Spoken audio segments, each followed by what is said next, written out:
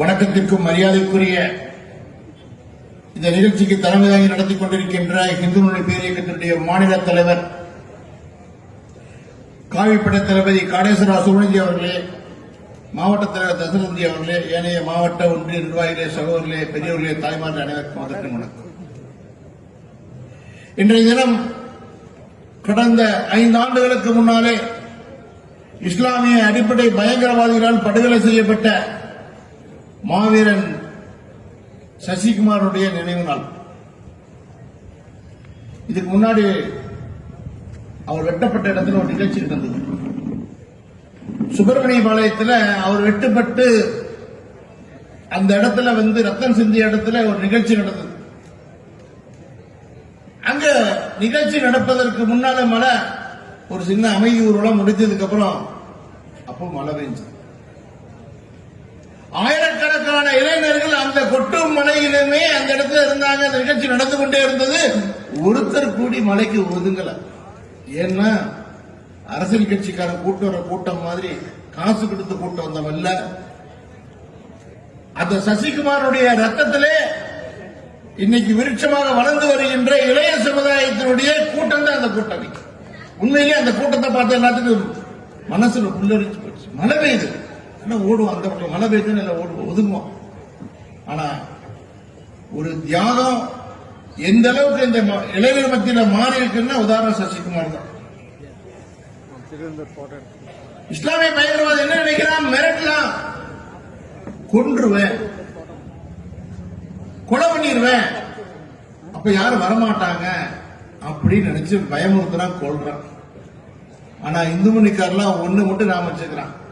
வீட்டுல இருந்து வரும்போதே வாய்க்கசி போட்டுதான் வர்றான். மரணத்தை கண்டு அஞ்சுபவன் இந்து மணிக்காரன் கிடையாது. எவ்வளவு வேணா மிரட்டு, எவ்வளவு வேணா சொல்லு. என்ன நினைச்சிட்டு இருக்கிறான்? கொண்டுலாம். ஒவ்வொரு இந்துவுக்கும் மறுபிறவி இருக்கியா? இஸ்லாத்துல மறுபிறவி கிடையாது, கிறிஸ்துவத்துல மறுபிறவி கிடையாது. இந்து மத மறுபிறவி இருக்கு. இன்னைக்கு செத்தவன் நாளைக்கு வேறொரு தாயத்தில் பிறப்பான். இந்துக்கு மறுபிறவி இருக்குது. எத்தனை பிறவி எடுத்தாலும் இந்த பாரத தேசத்தில் இந்துவா பிறக்கும் ஆசைப்படுவான். இந்துக்களுக்கு மறுபிறவி இருக்கியா? இன்னைக்கு சசிகுமார் பல்வேறு வகையில் இன்னைக்கு பிறந்திருக்கின்றார். தமிழகத்தில் இன்னைக்கு இந்து மறுமலர்ச்சி உருவாய். அரசாங்கம் என்ன நினைக்குது? இது ஒரு மத மோதல் அப்படின்னு நினைக்குது. இந்து முன்னணிக்கும் முஸ்லிம்களுக்கு எந்த சண்டையும் கிடையாது, எந்த பிரச்சனையும் கிடையாது.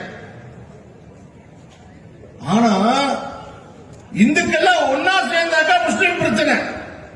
அதிகாரி அடிப்படை புரிஞ்சுக்கணும். ஏதோ இந்து முன்னணிக்கு முஸ்லீமுக்கு பிரச்சனை நினைக்க எது கிடையாது. அவங்களுக்கு வாய்க்கா வரப்ப அவனுக்கு எனக்கு சொந்த இடத்து பிரச்சனையா? அவங்க பிள்ளை நாங்க கட்டிக்கோன்னு விரும்புறோமா? எங்க பிள்ளை அவங்க கொடுக்கணும் விரும்புறோமா? எது கிடையாது. ஆனா அடிப்படையில் இஸ்லாம் என்ன நினைக்குது என்று சொன்னால், தாங்கள் இருக்கிற இடத்துல இஸ்லாத்தை தவிர வேற ஏதாவது வளர்ந்தது இருந்துச்சுனால் யாராவது ஒற்றுமையா இருந்தா கொள்ளுவாங்க. உலகம் முழுக்க இன்னைக்கு அப்படித்தான். இஸ்லாத்தை பத்தி நம்மள புதுசா சொல்ல வேண்டியது. ஆனா இந்த அதிகாரி என்ன நினைக்கிறாங்க? முஸ்லீம்களுக்கு தாதா செய்ய நினைக்கிறான். சரி, தாதா செஞ்சாங்க. இந்த காவல்துறை அதிகாரிகள் நான் கேட்கிறேன், ரொம்ப தாதா பண்ணான் பாய், அப்படி இருக்கு பாய், இப்படி இருக்கு பாய், அது முஸ்லீம்ங்க சொன்னாங்க. ஹெல்மெட் படி போடாதீங்க பாய், நீங்க நல்லவங்க. சரி, அவன் என்ன நினைக்கிறான்? அடிப்படை பயங்கரவாதிகள் என்ன நினைக்கிறான்? இந்த கேஸ் போட்ட முஸ்லீம் எல்லாம் சேர்ந்து எல்லாம் முடிவு பண்றான். யாரையா போலீஸ் எல்லாம் நம்மள கேஸ் போடுறான்னு அவனை பிடிச்சி வெட்டணும் அப்படின்னு. அப்படிதான் செல்வராஜ் படுகொலை பண்ணான். செல்வராஜ் 1997 நிறைய பேர் விஷயம் தெரியாது, அப்ப தெரியாது, காவல்துறை அதிகாரிகள் மாறிட்டாங்க. ஐயா, போன வருஷம் கன்னியாகுமரியில் செக் போஸ்ட்ல உட்கார்ந்து இருந்த எஸ்ஐ வில்சன், எஸ்ஐ வில்சன் கொண்டாடா இல்லையா? இனியா வில்சனுக்கு முஸ்லீம்க்கு ஏதோ பிரச்சனையா? அவரே வயசானவர், ரிட்டையர்ட் ஆக போறவர், அவரே கொண்டா. சரி, கஷ்டப்பட்டு தனிப்படை அமைச்சர் பிடிச்சாங்க. அவனை பிடிச்சு கேட்டாங்க, எதுக்கு வில்சனை கொண்ட? அப்பதான் டியூட்டிக்கு வந்து உட்கார்ந்தாரு, செக் போஸ்ட்ல உட்கார்ந்து அவர் எதுக்கே கொண்டாங்க. அந்த இடத்துல காக்கி சட்டம் யார் உட்கார்ந்து கொண்டுமையா? காக்கி சட்டம் தான் எங்களுக்கு இலக்கு. சரி, அவனை பிடிச்சாச்சு, அவனை சம்பந்தப்பட்டவங்க பிடிச்சாச்சு. ஒரு எஸ்ஐ செத்து போயிட்டாரு. காவல்துறை என்னையா பண்ணுச்சு? அவர் ஒரு என்கவுண்டர் போட்டுக்க வேண்டாம்? அவர் குடும்பத்துக்கு 1 கோடி ரூபாய் நிதி வாங்கி கொடுத்தாச்சு, முடிச்சு போச்சு. காவல்துறையில உங்களுக்கு இதுதான் நிலைமை. நான் வச்சுக்கோங்க, ஒரு குரல் கூட கொடுக்க முடியாத கேவலமான சூழ்நிலை இருக்கிறீங்க காவல்துறை அதிகாரிகளே. உங்களுக்கு கேவலமான சூழ்நிலை. உங்களுக்கு யாராவது குரல் கொடுப்பாங்களா? அவங்க சங்கம் இருக்குதா? உங்களுக்கு ஐபிஎஸ் கூட சங்கம் இருக்கு, சாதாரண இங்க இருக்க இன்ஸ்பெக்டர்ஸ் யாருக்கு சங்கம் கிடையாது. நீங்க மாட்டினீங்கன்னா உங்களை காப்பாத்துறதுக்கு ஒரு ஆள் வர மாட்டேன். அப்படிதான் நடந்தது. வில்சன் கொலை வழக்கில் அத்தனை பேர் வந்து துப்பாக்கி வச்சிருந்துக்கிறான். துப்பாக்கியில சுட்டதுக்கு பிறகு என்ன பண்ணலாம் தெரியுமா? ஜிகாதி படுகொலை. அந்த ஆள் செத்துட்டாரு. அவரை முதுகுல வெட்டி பிடரில் வெட்டிக்கிறான். இஸ்லாத்த குரான்ல சொல்லுது பிடரில் வெட்டுங்கன்னு சொல்லுது. அதுக்கப்புறம் கைவிரலை வெட்டணும், நகத்துண்ட வெட்டணும். எல்லா படுகொலையும், வெள்ளைப்பெண் படுகொலையாகட்டும், ஆடிட்டர் ரமேஷ் படுகொலையாகட்டும், சசிகுமார் படுகொலையாகட்டும், அத்தனையும் ஜிகாதி படுகொலைகள். அந்த எஸ்ஐ வில்சன் அப்படித்தான் படுகொலை. சரி, இந்த வில்சன் கேஸ் என்ன ஆச்சு? என்னையே எடுத்துட்டாங்க, அவ்வளவுதான். தேசிய புலனாய்வு குழு எடுத்தாச்சு. இந்த தமிழ்நாட்டு காவல்துறைக்கு என்ன? ஒரு எஸ்ஐ சுட்டு வெட்டி கொண்டிருக்கிறானே, அப்ப என்ன ரோஸ் வர வேண்டாமா? ஒரு கோபம் வர வேண்டாமா? இன்னைக்கு அவங்களுக்கு அஞ்சலி செலுத்த முடியும், அவங்க இருந்து நீங்க பேச முடியுமா? முடியாது. ஏன்? உங்கள் கைகள் கட்டப்பட்டிருக்கின்றது. இந்த ஒரு குற்றச்சாட்டு தமிழகத்தினுடைய காவல்துறையுடைய கைகள் கட்டப்பட்டிருக்குது. அது அதிமுக ஆட்சியா இருந்தா சரி, திமுக ஆட்சியா இருந்தா சரி. அதிமுக ஒரு கட்டுனா திமுக ஆட்சியில் 2 கட்டு போட்டு கட்டிட்டாங்க. ஏன்? உங்களுக்கு சுதந்திரமான விடணும். இன்னைக்கு அமைதியா இருக்குங்க. தமிழ்நாடு அமைதி பூங்காவாக திகழ்கின்றது. ஒன்னும் பிரச்சனையே கிடையாது. இதான் சொல்றாங்க, தமிழ்நாட்டில் எந்த பிரச்சனையும் கிடையாதா? சொல்லுங்க பார்க்கலாம். தமிழ்நாட்டில் எல்லா பிரச்சனையும் இருக்குது, பயங்கரவாதிகள் ஆயுதம் வைத்திருக்கின்றார்கள் என்று இந்த குற்றச்சாட்டுங்க. அன்னைக்கு அப்படிதாங்க போய் முஸ்லீம் கோயிலில் போய் துப்பாக்கி எடுத்தாங்க. இப்போ கொஞ்ச நாளைக்கு முன்னாடி துப்பாக்கி எடுத்தது வந்து யார் கொடுத்தா? தமிழ்நாடு அமைதியாக இருக்கின்றது. இலங்கையில் நடந்த சீரியல் பாம்பராஸ் எல்லா தரிசனத்தையும் கிறிஸ்தவனை கொண்ட, அவனுக்கு இந்து கிறிஸ்தவன் என்ன எல்லாத்தையும் ஒன்றுதான். அவனுக்கு உருவ வழிபாடு செய்பவர்கள் காவியர்கள், அவனை கொல்லு, சீரியல் பாம்பராஸ். ஆனா அந்த அக்யூஸ்டுக்கு தமிழ்நாட்டில் இருக்கிற கோயம்புத்தூர் இருக்கிற முஸ்லீம் பயங்கரவாதிக்கு தொடர்பு இருக்குதா இல்லையா? விசாரிச்சுட்டா இல்லையா? அமைதியா இருக்குது. அமைதியா இருக்கணும்னு நினைச்சீங்கன்னா தயவு செய்து சொல்றேன் கேளுங்க. தமிழக முதலமைச்சர் அவர்களுக்கு மீண்டும் கோரிக்கை வைக்கின்றோம். 1996 திமுக ஆட்சிக்கு வந்த பொழுது லீடிங் வரும்போன்ற போது சிடி தண்டபாணி ராமநாதன் லீடிங் வரும்போது இதே கோட்டமேட்டில் செக் போஸ்ட் முஸ்லீம்கள் அடிச்சு உடைச்சாங்க. அந்த வருஷம் ஜெயில இருந்த அந்த பாஷாவையும் அன்சாரையும் இவங்க எல்லாம் வெளியே ரிலீஸ் பண்ணீங்க. 96 நடந்தது. அதோட விளைவு 98 கோயம்புத்தூர் பாம்பு பிளாஸ்ட் நடந்தா இல்லையா? இன்னைக்கு தமிழக முதலமைச்சர் சட்டமன்றத்தில் சொல்லியிருக்கிறார் 700 கைதிகளை விடுதலை செய்ய போகின்றார். யார் யார் பட்டியல் சொல்ல? 700 பட்டியல் யார்? 700 பேரை விடுதலை பண்ண போறேன்னு சொல்றாங்க. அல்ல கட்டாயம் இந்த பயங்கரவாதிகள் விடுதலை செய்யப்படுவார்கள் என்று அவங்களே சொல்றாங்க. அந்த அமைப்பே சொல்றாங்க சற்று பொறுமையாக இருக்கு, நம்மளால விடுதலை செய்யப்படும் 700 பேர் பட்டியல் நாம் இருக்கிறோம் சொல்லி வாட்ஸ்அப் பேஸ்புக்ல அவனே தனியாக அவனுக்குள்ள விட்டுட்டு இருக்கிறான். தமிழக முதலமைச்சருக்கு பதில் அளிக்க வேண்டுமா இல்லையா? சரி, மறுபடியும் விட்டாச்சுன்னா என்ன பண்ணுவான் சொல்லுங்க? முண்டு வச்சவன் மணி சும்மா இருப்பானா? கோயம்புத்தூர் என்ன நிலைமை ஆகும் யோசனை பண்ணி பாருங்க. அப்போ அச்சுறுத்தலுக்காக சொல்லல, எச்சரிக்கைக்காக சொல்ல. அன்னைக்கு இருந்த காலம் 25 ஆண்டுகளுக்கு முன்னால் இருந்த காலம் வேற. இன்னைக்கு இருக்கின்ற இளைஞர்கள் சாதாரண இல்லையா? கண்ணை காட்டினா போது முடிச்சிருவாங்க கதை. யாரையே? இந்த பயங்கரவாதத்தை எதிரை பார்க்க தயாராக. ஏனென்று சொன்னால் இன்னைக்கு இஸ்லாமிய பயங்கரவாதத்தை எதிர்கொள்வதற்கு தைரியமாக எதிர்கொள்வதற்கு ஒரே ஒரு ஆளாக தைரியம் இருக்குன்னா அது இந்து மொழிக்கார மட்டும்தான் தைரியம் இருக்கிறான். வேற எவனுக்கு தைரியம் கிடையாது. இது மேடை போட்டு பேசுறது இல்ல, சவால் விடுறதுக்காக சொல்லல. நாங்கள் இஸ்லாமிய பயங்கரவாதத்தினால நூற்றுக்கணக்கான பேர் பலி கொடுத்திருக்கின்றோம். பயங்கரவாதம் எப்படி வருது எங்களுக்கு தெரியும். ஆனா ஒரு விஷயத்தை மட்டும் நாங்க சொல்றோம் அந்த அதிகாரிகளுக்கு, நீங்க தாஜா பண்ற போக்குல இருந்தீங்கன்னு சொன்னா கட்டாயம் உங்களுக்கு தான் இடத்துல வரும். எங்களுக்கு இஸ்லாமிய பேக்ரவுண்ட் எப்படி வரும்னு தெரியும், நாங்களாம் தயாராகிக்குவோம். ஆனா உங்களுக்கு அதிகாரி புதுசா இருக்கு தெரியாது, கண்டிப்பா நீங்க தான் பாதிக்க, அதே வில்சன் மாதிரி நீங்க தான் பாதிக்கப்படுவீங்க. இந்த சசிகுமாருடைய வழக்கு இன்னைக்கு என்ஐஏ சிறப்பு நீதிமன்றத்தில் வழக்கு நடந்து கொண்டிருக்கின்றது. 5 வருஷமாச்சுங்க. இப்பதான் ஒருத்தர் பிடிச்சு வெளிநாட்டு ஓடி போயிட்டான். போன 3 மாசத்துக்கு முன்னாடி பிடிச்சு அவங்க மேல சார்ஜ் தாக்கல் பண்ணிருக்கிறாங்க. கேஸ் விசாரணைக்கு வருது. இதுக்கு கிட்டத்தட்ட 60 கோடி ரூபாய் பணம் வச்சிருக்கிறானுங்க. சசிகுமாரோட சாதாரண ஆளு, செய்தி தொடர்பாளர். நீங்க கட்சிக்காரர் என்ன சொன்னா, நம்ம சசிகுமார் இருந்த போது ஆணவ படுகொலை, அந்த படுகொலை, கோஷ்டி பூசல், இந்த படுகொலை அப்படிதான் சொன்னா எல்லா காலகட்டம் இல்லையா. இந்த கம்யூனிஸ்ட் கட்சிக்கு பொம்பளை இருக்கான வாசிக்கு அவன் சிறப்பு விசாரணை நடத்துறான்னு சொல்லி வந்துட்டு அப்படி முஸ்லீம்கள் எல்லாம் பார்த்துட்டு கடகண்டி எல்லாம் பார்த்துட்டு முஸ்லீம் கடை உடஞ்சிருச்சு, பிரியாணி ஓட்ட விழுந்துருச்சு, இப்படி எல்லாம் பார்த்துட்டு இதெல்லாம் ரொம்ப திட்டமிட்ட வன்முறை. சசிகுமார் வீட்டுக்கு யாரும் போகல, பாதிக்கப்பட்ட இந்துக்கள் வீட்டுக்கு போல. இவங்களுக்கு ஒரு அறிக்கை தாக்கல் பண்றாங்க. இந்த படுகொலையானது சாதாரணமான நடத்த சம்பவத்தை பெருசு பண்ணிட்டாங்க. ஆனா கேஸ் விசாரணை போய் இன்னைக்கு வெளிநாட்டில இருந்து வந்தவனை பிடிச்சிருக்கிறாங்க. அவனுக்கு வக்கீல் எவ்வளவு பேர் வரான் தெரியுமா? சென்னை உயர்நீதிமன்றத்தில இருந்து வர வக்கீல் இல்லாம டெல்லியில இருந்து வராங்க. 35 வக்கீல் வரான். ஒரு இயரைக்கு அவனுக்கு 5 லட்சம் ரூபாய் பணம் கொடுக்கிறான். ஏழா பணம் கொடுக்கலாம் மர வியாபாரம் பண்ணிட்டு இருந்தாங்க. 5 கோடி ரூபாய் செலவு பண்றான். கவர்மெண்ட் வக்கீல் ஒரே ஒரு பிபி நிற்கிறாரு. எவ்வளவு கேவலம் பாருங்க. இன்னைக்கு அரசாங்கம் என்ன பண்ணது? இப்போ இதுக்கு எங்க பணம் வந்தது, எவ்வளவு பின்னணி இருக்குது? சசிகுமார் வழக்குல சர்வதேச பின்னணி இருக்குன்னு அவங்க குற்றம் சாட்டினோம். எங்க மாநிலத்தில் அன்னைக்கே சொன்னாரு, இது பின்னாடி இஸ்லாமிய அடிப்படை பயங்கரவாத காரணம் சொன்னாரு.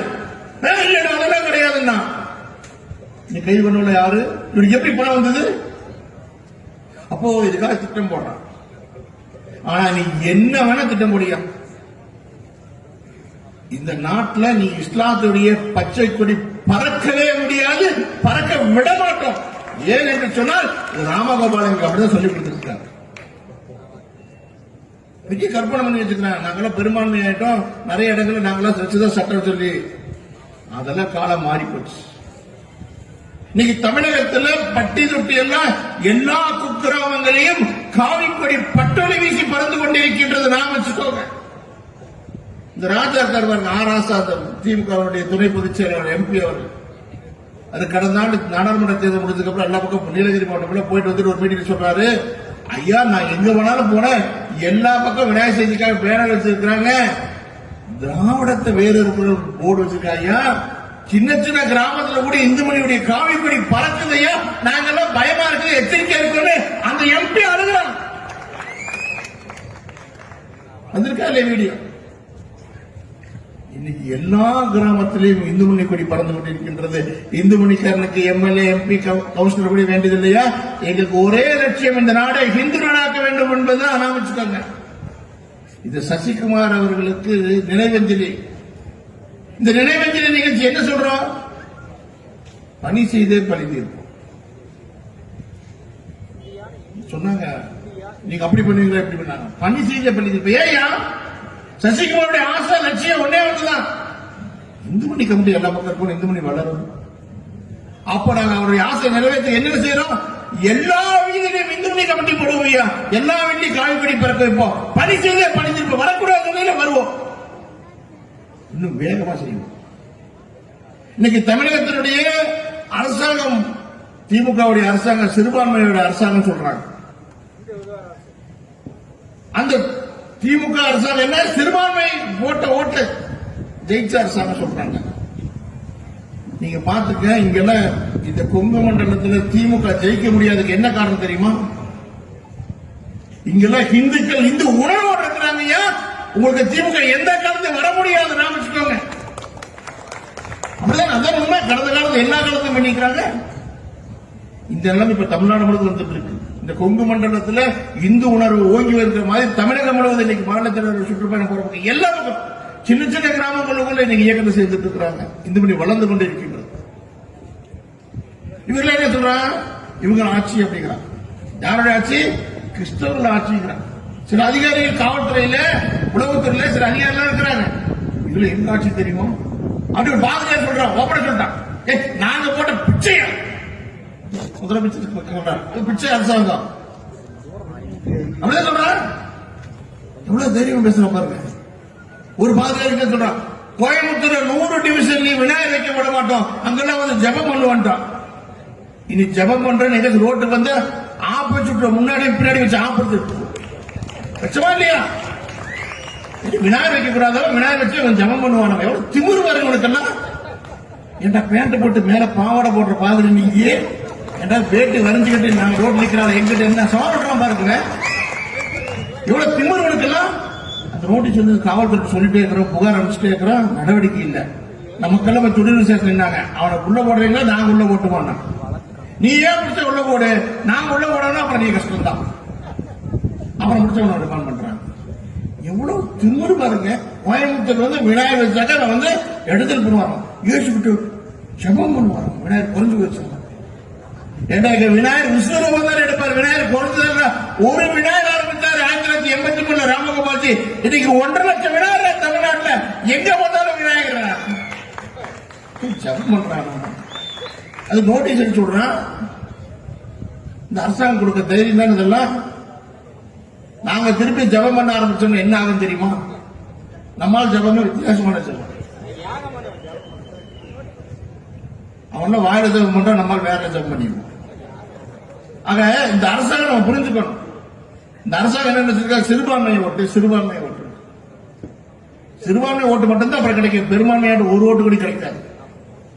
இன்னைக்கு தமிழ்நாட்டில் அப்படிதான் இருக்குது நிலைமை. அதிகாரிகள் ஆணவத்தோடு இருக்கிறாங்க. சில அதிகாரிகளா நாங்கெல்லாம் அப்படி இருக்கிறோம் அப்படின்னு. கடந்த காலங்கள்ல அப்படிலாம் இருந்தவங்க எல்லாம் என்ன ஆனாங்க அப்படிங்கிறது. நான் ஒரே ஒரு விஷயம் சொல்லி முடிச்சுக்கிறேன். ஒரு உளவுத்துறையில் ஒரு அதிகாரி இருந்தார், மிகப்பெரிய கோல வச்சுட்டு இருந்தார். எல்லா திமுக அதிமுக எல்லாத்துக்கும் அவர் தான். அவர் நம்முடைய கோயம்புத்தூர் கமிஷனர் இருந்தார். அதுக்கு பிறகு கோவை மண்டலத்தில் ஐஜியா இருந்தார். ஒரு வருஷம் விநாயகர் சதுர்த்தி ஊர்வலம் ஊட்டியில வழக்கமான ரோட்ல போகக்கூடாது, காவல்துறை பிரச்சனை. அந்த ஐஜி வந்து சொல்றாரு, மாநிலத்தில் சொல்றாரு, நாங்க போயிடறோம். இல்ல இல்ல விடமாட்டேன். இல்ல எப்ப வழக்கமான ரோட்ல விட முடியாது, அனுமதி கிடையாது. சொல்ல வேண்டாங்க, சொன்னா கேளுங்க. இல்ல இல்ல அப்படி கைது பண்றாரு. அவர் வேன்ல விநாயகர் வச்சு ஏற்றுறாரு. கோயம்புத்தூர் இருந்தவர் தான். போலீஸ் வேன்ல விநாயகர் அரெஸ்ட் பண்ணி கொண்டு வச்சுட்டாங்க. நைட் வரைக்கும் அவர் போலீஸ் வேன்ல கொண்டு அரெஸ்டாங்க. அதுக்கு அடுத்த மாசம் அவர் டிரான்ஸ்பர் எங்க ஆனார் தெரியுங்களா? தஞ்சாவூர்ல கும்பகோணத்துல இருக்கிற பஸ்ல டிக்கெட் சோதனை பண்றாங்க இல்லையா, அந்த டிபார்ட்மெண்ட் அனுப்பிச்சாங்க. அங்க ஒரு ஓட்டோ ஃபேன் ஒரு டேபிள் போட்டதுக்கு அனுப்பிச்சாங்க. இன்னைக்கு வரைக்கும் ஆளை காணோம். அவ்வளவு கூட வச்சுட்டு இருந்த அதிகாரி என்ன ஆனாரு? காணாம போயிட்டாரு. ஏன்னா விநாயகர் மேல கை வச்சதுனால. இந்த அரசாங்கம் சில இடங்கள் அப்படிதான் நடந்திருக்குது. நம்முடைய கொங்கு மண்டலத்தில் மட்டும்தான் விநாயகர் சதுர்த்தியை எந்த இடத்துல கூட விநாயகர் மேல ஒரு போலீஸ் பக்கத்துல கூட வர முடியல. ஆனா கரூர்ல விநாயகர் இடத்துல பண்ணாங்க, கடைசி விநாயகர் வாங்கி கொடுத்துட்டாங்க. திருமங்கலத்துல ஒரு கோயிலுக்குள்ள போந்து ஒரு இன்ஸ்பெக்டர் அம்மா போய் விநாயகர் எடுத்துட்டு வந்துச்சு. நம்முடைய மாநிலத்தில் சொல்லிட்டாரு, அங்க இருக்க பொறுப்பாளர்கள் நீ என்ன ஆனாலும் ஸ்டேஷன் விட்டு வெளியே வரக்கூடாது அப்படின்ட்டு. விடிய காலத்தில் அந்த அம்மா ஓடி போய் ஒரு விநாயகர் எடுத்து கொடுத்துச்சு. இந்த மாதிரி சம்பவம் நிறைய தமிழ்நாடு பூரா நடந்தது. நிறைய இடங்கள் விநாயகர் சதுர்த்திக்கு இடையூறு பண்ண விநாயகர் சதுர்த்தி வச்சவங்களை கைது பண்ணிக்கிறாங்க. இங்க கொங்கு மண்டலத்தில் மட்டும் எந்த வித நிகழ்ச்சியிலையும் எந்த இடையூறு பண்ண முடியல. காரணம் என்று சொன்னால் இங்க இந்து முன்னணி என்பது மிகப்பெரிய விருட்சமாக இருக்கு, ஒண்ணும் பண்ண முடியல. ஆக இந்த அரசாங்கத்துக்கு அதிகாரிகள் சொல்ற ஒரே விஷயம் தான், நீங்க சட்டம் சொல்றீங்க, அந்த சட்டத்தை நான் சொல்றேன். நீங்க ஜியோ சொல்றீங்கல்ல, கவர்மெண்டோட ஆர்டர், நீங்க எந்த ஆர்டர் போட முடியாதுங்க. இந்துக்களுடைய வழிபாட்டு உரிமையில தலையிட முடியாது. அவுரங்கசீப் காலத்திலிருந்து வெள்ளக்கார காலத்திலிருந்து அம்பேத்கர் ஏற்ற அரசியல் சாசனத்தில் சொல்லுது, மத ஊர்வலமும் கல்யாண ஊர்வலமும் சபா ஊர்வலமும் தடுக்க முடியாது. ஒரு ஆள் இறந்து போயிட்டாரு, சபா ஊர்வலத்தை தடுக்க முடியாது, கொண்டே போகணும். திருமண ஊர்வலத்தை நிறுத்த முடியாது, மத ஊர்வலத்தை நிறுத்த முடியாது. அதுக்கு ஒண்ணு வேணா பண்ண, கொரோனா காரணம் காட்டி நீ 20 பேர் போ, 50 பேர் வேணா சொல்ல ஆர்டர் அப்படிதான் போடுவோம். ஜியோ நல்லா கவனிச்சு பாத்தீங்கன்னா தெரியும். தெளிவா என்ன சொல்றான், சபா ஊர்வலத்தை 20 பேர் போலாம், கல்யாண வீட்டுல 50 பேர் கலந்துக்கலாம் அப்படின்னு சொல்லலாம். தரப்பட முடியுமா? அரசியல் சாசனத்தில் அம்பேத்கர் கொடுத்திருக்கிற மத உரிமை, இதுக்கு நீ தடை போடுறதுக்கு உரிமையே கிடையாதுயா. ஏன் சாமி நாங்க பண்றதுக்கு அரசியல் சாசனத்தில் கொடுத்துட்ட உரிமை தடை, விநாயகர் சதுர்த்திக்கு தடை. அதுக்கு நம்மளால நிறைய வசனம் போட்டாங்க, அது வேற பிரச்சனை, செஞ்சு காமிச்சாங்க. அதனால அரசாங்கம் ஒண்ணு புரிஞ்சுக்கங்க, மத விஷயத்துல கை வைக்காதீங்க. அது குறிப்பா எங்க விநாயகத்தை வச்சுக்காதீங்க. விநாயகத்தை யாரெல்லாம் வச்சிருந்தாங்களா, எங்க விநாயகர் வினங்கி இருப்பார் தான் பேர். யாரெல்லாம் வினை வச்சாலும் அவனுக்கு வினை தீர்த்துருவார். ஆனாரப்பட்ட முதலமைச்சர்களே பார்த்துட்டாங்க. அந்த விஷயம் இப்ப சொன்னா நல்லா இருக்காது, இறந்து போனவங்க சொன்னா நல்லா இருக்காது இல்லையா? ஆக விநாயகர் மேல யாரெல்லாம் கை வச்சாங்களோ அவங்களுக்கு எல்லாம் ஆப்பு. எந்தெந்த ஊர்ல எந்தெந்த அதிகாரிகள் உத்தரவு போட்டாரோ அவருக்கெல்லாம் யார் சொல்வார், அரசு நின்று கொள்வான், தெய்வம் நின்று கொள்ளும், எங்க விநாயகர் பெருமான் கட்டாயம் நின்று செய்வார். அதே மாதிரி இந்த சசிகுமார் வழக்கிலையும் அதுக்கு பின்னணி இருக்கிறவங்க மேலையும் கட்டாயம் நடவடிக்கை எடுக்கப்படும். மத்திய அரசாங்கத்துடைய எண்ணெய கையில போனங்கிறது இந்த கேஸ் விசாரணை துரிதமா நடந்துட்டு இருக்குது. இந்த கேஸ்ல கட்டாயம் அடுத்த வருஷத்துக்குள்ள அவர்களுக்கு கண்டிப்பாக தண்டனை கிடைத்தே தீரும். அதுக்காக நாங்கள் முழு முயற்சி செய்வோம் என்று சொல்லி இந்த நிகழ்ச்சியில் பேச வாய்ப்பு அளித்தமைக்கு நன்றி கூறி விடைபெறுகிறேன். நன்றி, வணக்கம்.